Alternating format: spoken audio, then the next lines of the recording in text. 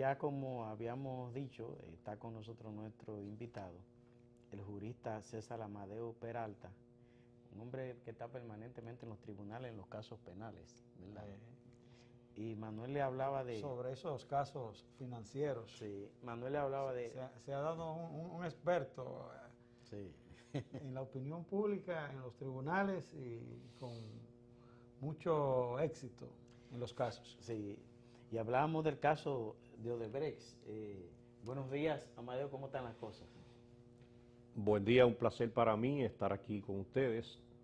Un saludo a todo el pueblo dominicano, a quien aún permanece en sus casas en un día tan lluvioso como este.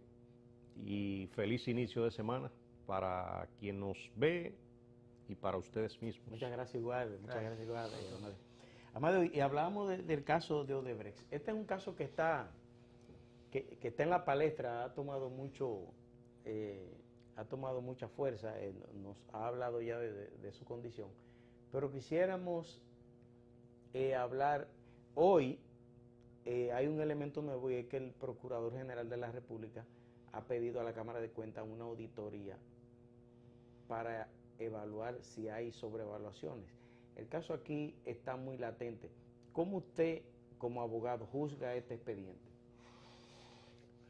Mira, siempre le voy a hablar al pueblo dominicano en materia procesal penal, o sea, basándome en el código, basándome en la ley.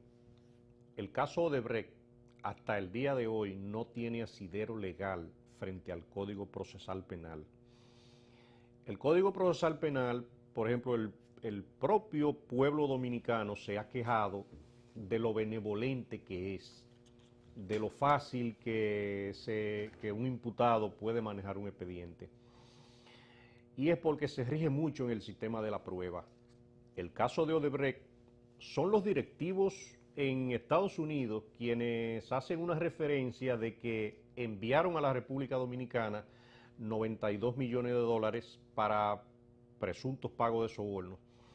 Hasta el día de hoy en la República Dominicana los directivos de Odebrecht no han mencionado a ninguna persona con nombre y apellido. Nadie ha admitido ni siquiera haber recibido ese dinero. Y aunque yo entienda que sí o entienda que no, o el pueblo dominicano tenga una sospecha de que realmente pasó o no pasó, siempre me voy a regir en el código. Frente a ese código procesal penal, el caso de Odebrecht es un caso natimuerto. De ahí que no ha sido ni siquiera posible judicializarlo. El hecho de que la propia empresa en los Estados Unidos sea quien mencionara ese pago de 92 millones para la República Dominicana y hayan llegado a un acuerdo con la Procuraduría, eso es una facultad plena que tiene el Ministerio Público. Pero de igual modo te puedo decir que ese acuerdo es con la empresa y de una u otra manera trae una exención de culpabilidades para los directivos de la empresa. Ahora, el acuerdo que se firmó con la empresa y la Procuraduría, tengo entendido que para el día 19 se van a revelar algunos nombres, pero vuelvo y te repito, si a una persona tú no le demuestras sobre toda duda razonable la comisión de un ilícito penal, es una acción peregrina llevar ese caso a la justicia. Yo te puedo hacer una simbiosis comparándotelo con el caso de los supertucanos. En el caso de los supertucanos solamente existe bajo condición de medida de coerción el coronel Piccini. ¿Por qué Piccini en el caso Embradel, los tucanos, está ahí? Porque se le comprobó mediante computadoras, mediante correos electrónicos, cuando él llamaba, cuando él escribía, cuando él trazaba pautas sobre pagos que habían que hacerle por pago de comisiones. Y todo eso quedó registrado. Hasta el día de hoy, en el caso Odebrecht, no ha surgido ninguna prueba fehaciente de ninguna índole. Ahí está el caso del señor Rondón, quien en los interrogatorios que le han hecho ha manifestado públicamente que no le ha pagado dinero a nadie. Pero ese dinero que él recibió es de honorario de su trabajo. Eso es lo que él ha justificado. Y otras personas que han sido citadas también han dado su testimonio de que no han recibido ningún dinero por eso. De ahí es que cuando te digo que yo, ejerciendo derecho penal de manera activa en los tribunales, yo tengo que probarle a un juez, más allá de toda duda razonable, que una persona haya cometido un delito. Ni siquiera en este código está permitida la confesión. Cuando vuelvo y te hago otra pequeña comparación, anteriormente aquí se obtenían confesiones en base a maltratos. Y de ahí, a palos limpios. A palos limpios. Y de ahí es cuando en ese Código Procesal Penal, que es demasiado garantista, se prohibió prácticamente hasta la confesión. Un imputado te puede decir, sí, yo estuve ahí, sí, yo lo cometí, y como quiera el Ministerio Público tiene que demostrárselo. Bien, hay un asunto, doctor, y es que se está planteando, y el grupo de los verdes, que ha asumido como agenda de opinión pública una protesta con el caso de Odebrecht, y hay un trípode en el criterio de la situación, una pata que tiene que ver con sobrevaluación que se plantea en las obras que Odebrecht tiene en el país, y otro aspecto que tiene que ver con el financiamiento de la campaña por parte de Odebrecht, enlazada con esa sobrevaluación para beneficiar la candidatura del presidente Danilo Medina.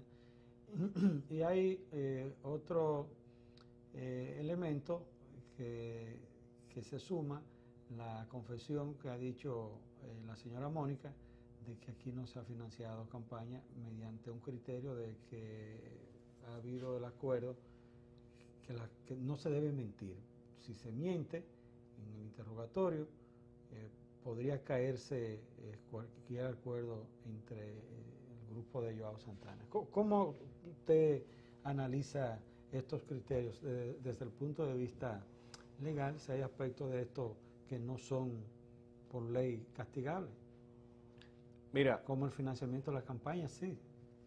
Mira, el caso, por ejemplo, de que se ha estado comentando y mucha gente lo afirma de manera vehemente, el que Odebrecht se dedicó también a financiar la campaña del presidente Danilo Medina, eso lo que tienen que hacer es probarlo. Y donde quiera que exista una prueba, simplemente tienen que aportarla. De ahí que yo como abogado trato siempre de no llegar a especulaciones con ningún tema. Pero de igual modo te puedo decir que el testimonio de esa señora Maura, la esposa de Joao Santana, aunque beneficia a Danilo Medina ese testimonio y beneficia al gobierno, pero para mí jurídicamente carece de valor. O sea, eso quien tendría un poco más de valor para decirlo es el propio Joao Santana o las investigaciones de Brasil. Ese es un caso que se ha manejado con mucha inmediatez. O sea, es un caso muy mediático, involucra los aspectos políticos, involucra muchos intereses. Y yo sí te puedo decir,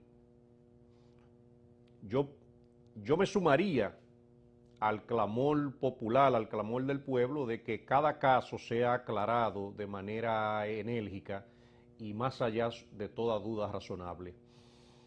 La propia decisión que ha emitido el Procurador General de la República de solicitarle a la Cámara de Cuentas una auditoría de todas las obras de Odebrecht, con la finalidad de determinar si hay sobrevaluaciones, ahí sí hay un aspecto penal investigativo y la Cámara de Cuentas ahí tiene un reto. Pero no dejo de decirte que a veces las precariedades económicas de la Cámara de Cuentas pueden hacer largo ese proceso. Si nosotros mencionásemos, por ejemplo, esa obra que está en ejecución de Punta Catalina y se le fuera a hacer una auditoría forense al día de hoy, peritaje ahí. Peritaje, eso se cogería varios años. Sí. Pero si fuéramos a hacer una auditoría de te voy a mencionar de la carretera del Coral, que es esa carretera que va hacia el este, o la carretera de Samaná, o del acueducto de la línea noroeste, eso sería interminable. Pero eso sí es un aspecto legal que el procurador está en la facultad de haber solicitado y la Cámara de Cuentas de hacerlo. De ahí que ojalá que se aporten cualquier tipo de pruebas para que no se sigan dañando reputaciones ni de uno ni de otro. Debo aclararte también que en el caso de los exfuncionarios que estuvieron en el gobierno de Hipólito Mejía, ante ese Código Procesal Penal, hasta los interrogatorios no tenían ningún tipo de importancia. La República Dominicana, de acuerdo al artículo 439, los delitos tienen vencimiento. Hay muchos delitos aquí que vencen a los 5 años. ¿Ese artículo de qué estamos hablando? Del Código Procesal Penal. Del Código Procesal Penal. Inclusive se refiere a la extinción de las penas. Y cuando se refiere también a la extinción de los delitos, aquí una persona, por ejemplo, puede cometer una estafa. Y si tú no tienes, y si dentro de un plazo de 3 años tú no accionas en justicia, puede ser que ese caso perima por vencimiento. Eso sería una palabra dominicana. De ahí que hay casos que uno tiene a veces que revivirlos partiendo del momento en que uno se entera de la estafa o partiendo del último momento de la ejecución de la estafa para buscarle ante el Código Procesal Penal una vigencia y que la propia Fiscalía del Distrito no te la archive por haber vencido un plazo mayor sin haber hecho nada que la pena a imponer en el caso de comprobarse ese hecho. Y te recuerdo que me refiero a los exfuncionarios en el gobierno de Hipólito Mejía, cuyo gobierno habrá transcurrido hace cerca de 10 años, si mal no recuerdo, 13 años, y ahí hay penas que, por ejemplo, no pasan de 2 años. De ahí que eso solamente sería imputable para exfuncionarios que hayan estado renovados en un tiempo ya más reciente. Pero a pesar de eso que usted acaba de explicar, el pueblo quiere sangre. El pueblo no, una parte del pueblo revestido del grupo de los verdes. El pueblo quiere sangre. Y Odebrecht admitió que facilitó sobornos por 92 millones de dólares aquí en el país. Yo sé, independientemente de que no soy abogado, que no basta con que Odebrecht diga que dio 92 millones de dólares, no basta con eso. Ahora, de algún modo, las autoridades tienen que darle una satisfacción política, diría yo, porque, como dice Manuel, hay un sector de la sociedad que quiere sangre, y Odebrecht dice que dio 92 millones de dólares. ¿Qué respuesta hay frente a una situación como esta, partiendo, independientemente de lo que se diga, de que el soborno es difícil de probar? Aquí un abogado, lo que usted nos ha explicado, un abogado amigo nos explicó prácticamente lo mismo. Ahora yo digo, ¿cómo las autoridades entonces manejan la situación? Mira, el Procurador General de la República ha estado haciendo diferentes interrogatorios, diferentes investigaciones, con la finalidad de determinar la veracidad de pruebas del caso. Hasta el día de hoy, cuando yo te digo que ese caso no ha podido ser ni siquiera judicializado, es porque no va a tener asidero ante ese Código Procesal Penal. Yo a veces, por ejemplo, tengo clientes que cuando me consultan quieren poner una querella a una persona, y es referencia cuando tú dices el pueblo quiere ver sangre, el pueblo quiere ver presos. A veces una persona me consulta y dice, yo necesito que le pongamos un impedimento de salida a esa persona. Yo necesito que ese hombre caiga preso mañana mismo. Y yo tengo que decirle, ante el código que estamos llevando el caso, eso es imposible. Yo tengo que probar el caso. Yo tengo que por lo menos tener un principio de ejecución de culpabilidad, aunque el caso no termine, para que le puedan poner un impedimento de salida. o para que pueda caer preso si no asiste a una audiencia. Pero ese mismo caso de Odebrecht, siempre te voy a reiterar y hago hincapié hasta el día de hoy, a la fecha de hoy, ahí no ha habido prueba fehaciente para sostener un caso ante la jurisdicción penal. Ese acuerdo que llevó a cabo la Procuraduría General de la República es un acuerdo que esa sería la manera de cómo el Estado Dominicano y la justicia se va a beneficiar de un acuerdo que simplemente tienen que forzar su cumplimiento. La Procuraduría da fe de haber recibido 30 millones de dólares y haber hecho un acuerdo en relación con lo que falta. Pero es una manera más real de obtener un beneficio ante una confesión en los Estados Unidos de la empresa. Cualquier situación que pase en los Estados Unidos, hasta de un expediente o de un interrogatorio, o en cualquier país, en la República Dominicana no tiene asidero, no tiene fuerzas. Aquí habría que abrir un expediente con pruebas nuevas o con pruebas irrefutables. De ahí que, como te he dicho también anteriormente, ojalá que ese caso sea aclarado, ojalá que llegue a sus últimas consecuencias, pero también que ojalá que termine esa guerra de acusaciones y contraacusaciones donde no hay elementos probatorios y dichoso, te puedo decir, muchos miembros de la sociedad, muchos distinguidos miembros de la prensa, que no se han atrevido así, por ejemplo, a señalar un nombre y un apellido de un agente vinculado en un caso de soborno, porque puede incurrir inclusive en el delito de difamación e injuria, cuando es un caso que ni siquiera se ha judicializado ni aún está probado.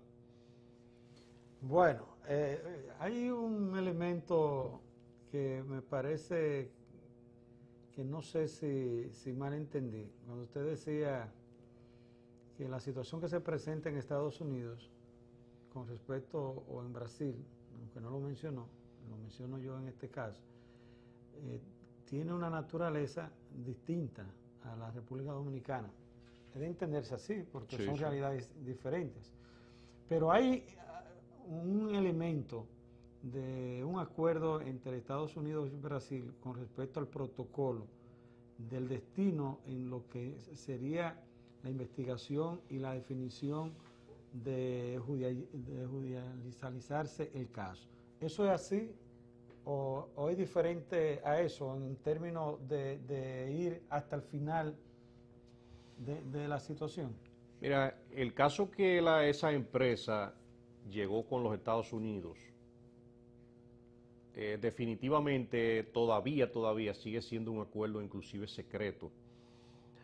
Cuando uno lo desmenuza y lo lee, ahí se habla de el testigo 54, el testigo 28. O sea, ahí no se menciona ni siquiera claramente el nombre de la persona que interrogaron, ni precisamente con detalles qué dijo, ni a quién involucró. No, eso es un acuerdo secreto.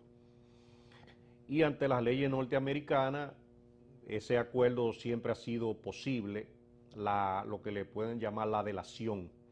Pero esa delación no ha sido publicada con ningún nombre ni ningún apellido.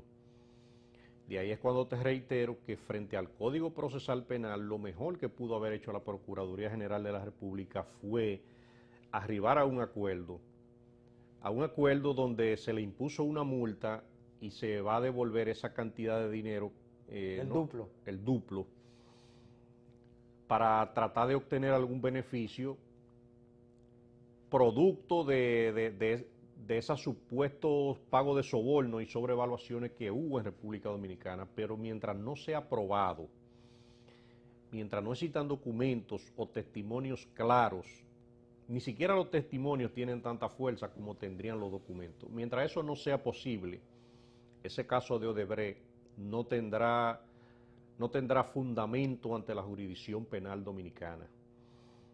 Yo te puedo decir también que la Procuraduría General de la República tuvo que hacer un acuerdo especial, por ejemplo, y crear una ley que todavía no ha entrado en vigencia, se llama la Ley de Extinción de Dominio. Esa ley, cuando de aquí, ustedes recordarán el caso de Quirino y de Claro. otras personas procesados por narcotráfico en los Estados Unidos, eran extraditadas desde la República Dominicana hacia los Estados Unidos. Aquí había que renunciar a los procesos que se le llevaban para que sea posible la extradición. Pero cuando esa persona llegaba a los Estados Unidos, allá hacían un acuerdo de delación, de delatar cómo funcionaban esas redes criminales.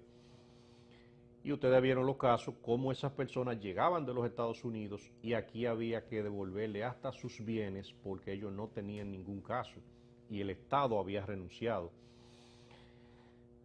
Cuando la Procuraduría se ve ante esa situación que tiene la obligación mediante sentencia de devolver cientos de bienes, ahora promueven la ley de extinción de dominio y es con la finalidad de que un acuerdo que se haga, que haga un imputado dominicano ante los Estados Unidos, pueda tener efectos en la República Dominicana en materia de incautación de sus bienes. Pero eso es una ley especial, esa ley de extinción de dominios, que todavía no ha entrado en vigencia y por ende ni siquiera puede ser aplicable al caso Odebrecht. Y habría que ver si es constitucional aquí en el país. Habría que analizar eso también. Mire, que le iba a preguntar, pero en el caso, por ejemplo, del empresario Ángel Rondón, él admitió haber recibido los 22 millones de dólares. Incluso dijo, y yo no tenía que darle de esos cuartos a nadie porque esos cuartos era producto de mi trabajo como propina, como honorarios de mi trabajo. Entonces, en este caso, él ha admitido que él recibió el dinero.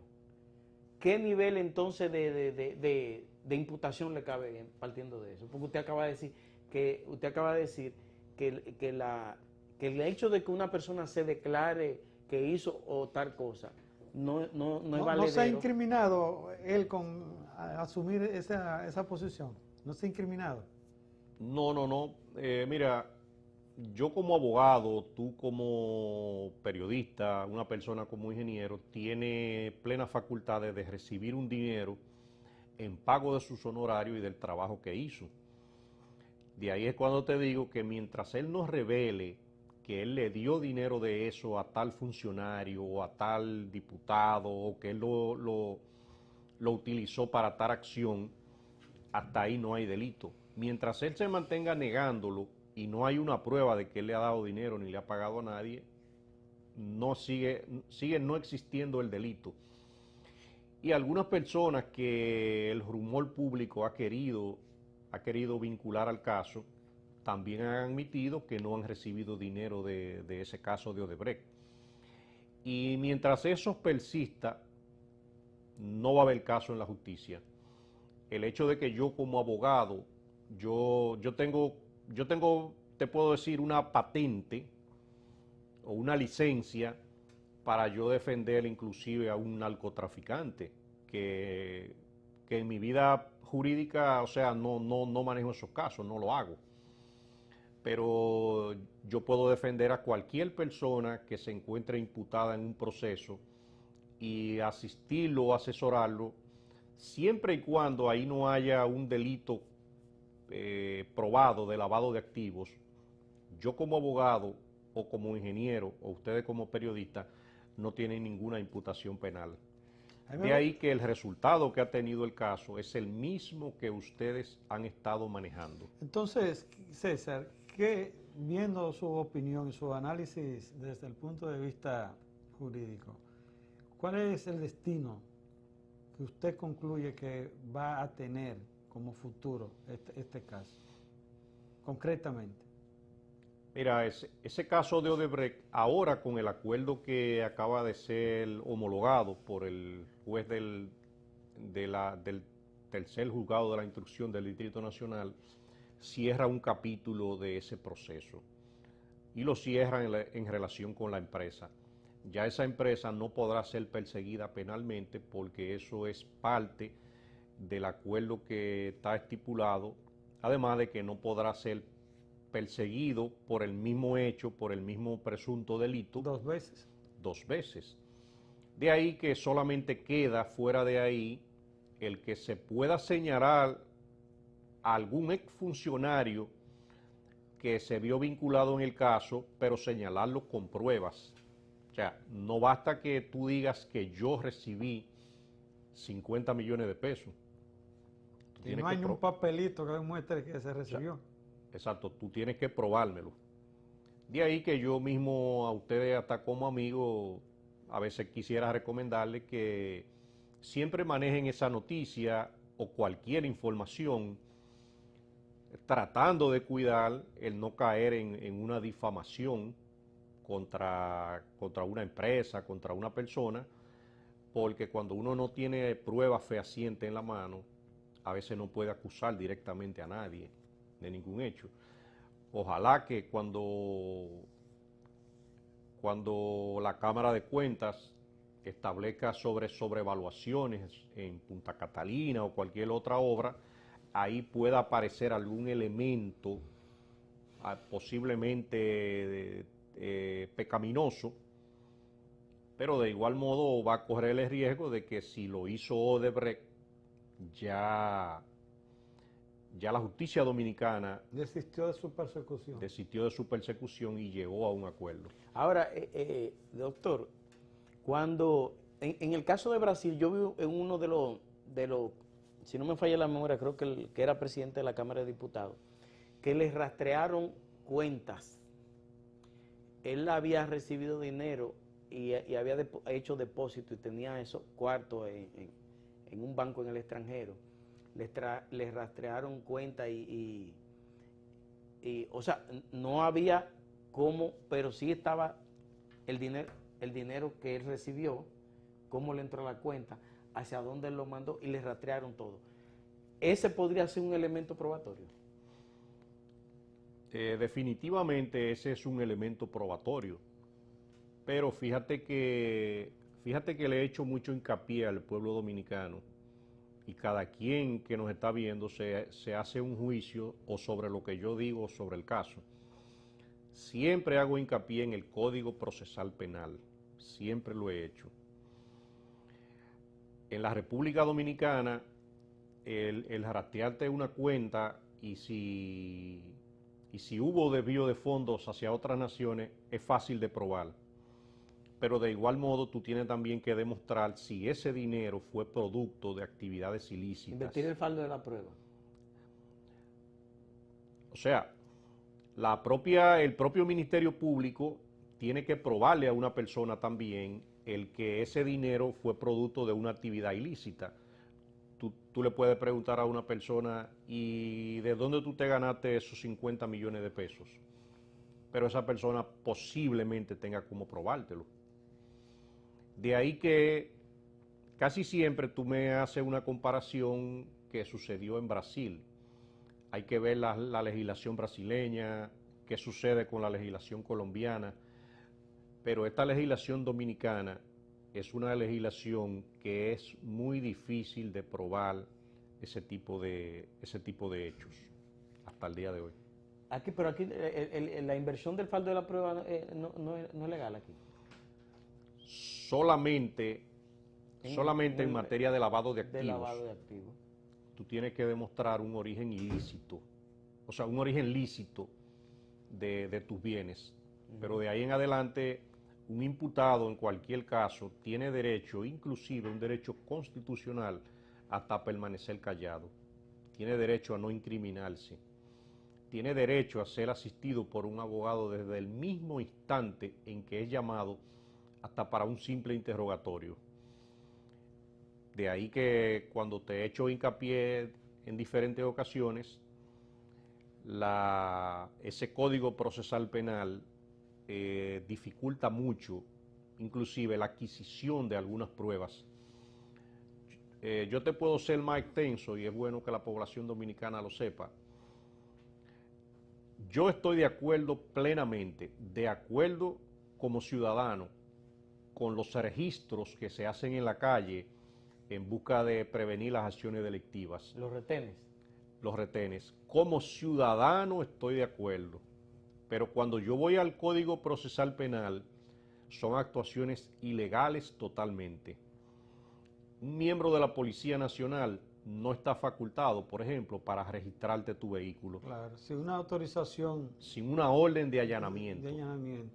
de tu vehículo. Claro. De ahí es que cuando el policía, o verdad o mentira, se inventa o sucede que te encontró con un rastro de cocaína, de lo que sea. Que se da mucho a jóvenes. Últimamente han dejado el cancito, pero era muy común eso. Exacto. Y tú vas y te llevan a los tribunales, necesariamente quieren luego echarle la culpa al juez coordinador de los juzgados de instrucción cuando ordena la libertad de esa persona, y es que la forma como fue obtenida la prueba es una manera ilegal totalmente. Claro, está viciada, no hay transparencia. Está viciada, no fue ni siquiera en presencia de un ayudante fiscal y ante una orden de allanamiento.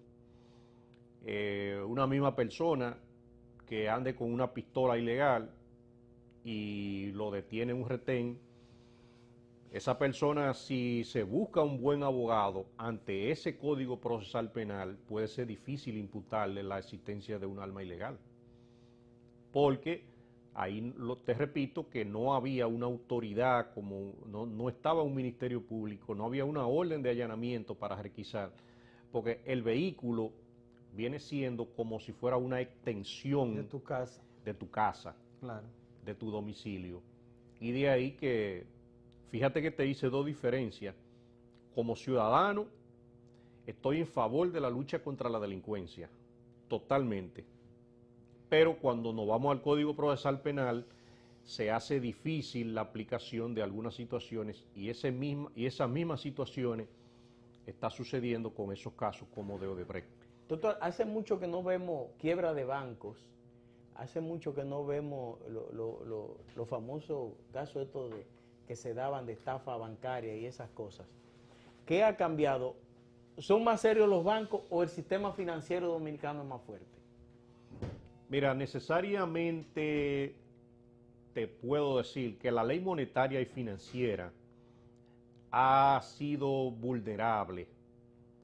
Ha quedado establecido que es penetrable. Cuando tú dices que hace mucho no ves estafas, en la actualidad hay aproximadamente unos 10 casos en diferentes tribunales sobre estafas financieras. La ley monetaria y financiera entró en vigencia en el año 2002 y dio un plazo a las financieras de 2 años para que se regularan ante la Superintendencia de Bancos y se convirtieran en corporaciones de crédito y que tuvieran encaje legal y que fuera un poco más regulada su situación patrimonial y documental. Muchas entidades no se acogieron a esa ley monetaria y financiera, la cual inclusive le dio un plazo extensivo hasta el año 2005.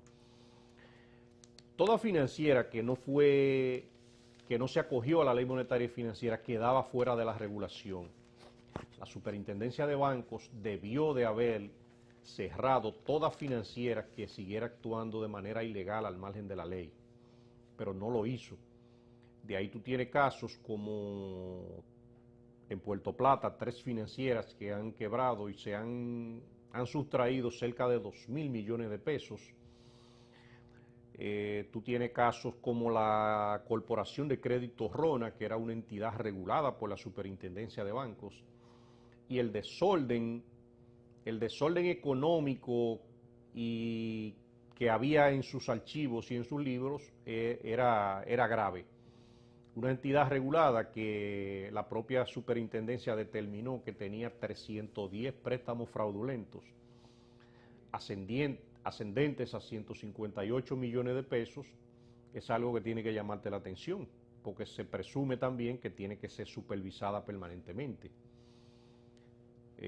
Nosotros recordamos el caso Banco Peravia, ahí había tanto desorden que ahí habían como 5 tipos de sustracciones diferentes por parte de 5 grupos diferentes, y era un banco regulado en la Winston Churchill, exhibiendo un lujoso edificio, pero te puedo mencionar así a grandes rasgos Financiera Inversia, Inversia funcionaba aquí mismo en la calle, en el Sánchez Paraíso. Inversia manejó cerca de 1.400 millones de pesos y dejó a la deriva a cientos de familias cuando se llevó esas cantidades. Tú tienes la financiera Belgal, que tenía 12 sucursales en el Distrito Nacional y la provincia de Santo Domingo, y se le imputa se le imputa un fraude de aproximadamente 500 millones de pesos. Cuando yo te menciono que esa financiera tenía 12 sucursales, esas sucursales estaban a la luz pública, al dominio público, captaban dinero del público y también prestaban. Es bueno también que el país que nos escucha sepa. Pero había una negligencia de las autoridades ahí entonces. Totalmente, en cada una de las que te he mencionado ha habido una negligencia total y manifiesta. Y yo te puedo decir, es bueno que la población dominicana sepa que el artículo 3 de la Ley Monetaria y Financiera prohíbe la captación de recursos del público, de cualquier entidad, siempre y cuando también se dedique a prestar. Para realizar ese tipo de intermediación financiera debe contar con una autorización previa y con una fiscalización de la Superintendencia de Bancos, que aunque en la práctica no la está haciendo, pero es un requisito previo. De ahí que cualquier financiera que siga captando recursos del público y prestando se encuentra ante el umbral de ser sometido a la justicia por violación a la ley monetaria, violación al artículo 3, al artículo 68, 80, lavado de activos, enriquecimiento ilícito, abuso de confianza, en algunos casos estafa y en algunos casos de falsificaciones. Esa ley monetaria y financiera necesita ser modificada, necesita ser regulada. Ahí va, realmente. Si usted está de acuerdo en esa modificación, veo que va por ahí. O si hay más que eso, la negligencia y la responsabilidad de una supervisión, que es parte también de la regularización que debe tener la ley establecida. Obligatoriamente la negligencia ha sido manifiesta, ha sido evidente, pero también ha quedado demostrado que la ley es vulnerable. Yo te puedo poner un caso que no operaba de manera oculta. El caso Banco Peravia. Por ejemplo, una de las mayores operaciones que hacía era la captación de recursos en dólares. El artículo 42 de la Ley Monetaria y Financiera le prohíbe a todos los bancos de ahorro y crédito realizar captaciones de depósitos que no sean solamente en pesos dominicanos. Un banco de ahorro y crédito que abra un certificado financiero en euro o en dólares inmediatamente viola la Ley Monetaria y Financiera. En el Banco Peravia, yo represento a 7 altos empresarios venezolanos que vinieron a confiar en la República Dominicana y sus certificados financieros les fueron aperturados en dólares. Y a medida que llegaban quejas a la Superintendencia de Bancos, se puede decir que casi ni caso le hacían. Y bastaba con que llegara un solo caso para que eso despertara una alerta. No como sucedió que cuando el caso explotó, habían ya 22 querellas contra los directivos del Banco Peravia y hubo necesariamente la Procuradora Fiscal del Distrito Nacional que actuar y llevar el caso en sus hombros para que ese caso llegara a donde ha podido llegar hoy. Doctor, muchas gracias. Hemos tenido una excelente participación suya. Usted ha aclarado muchas cosas aquí. Un placer para mí, un saludo a todo el pueblo dominicano, feliz lluvia. Lo tendremos presente. Lo tendremos presente en otro momento cuando hayan debates que tengan que ver con aspectos jurídicos, para que usted nos aclare muchos temas como ha sido hoy. Así que muchas gracias, doctor. A sus órdenes. Bueno, estuvo con nosotros el doctor César Amadeo Peralta, un abogado de los estrados, un abogado de mucha experiencia, penalista. Y Manuel, será hasta mañana. Hasta mañana. Bien tempranito compartimos con ustedes el contenido de la agenda nacional.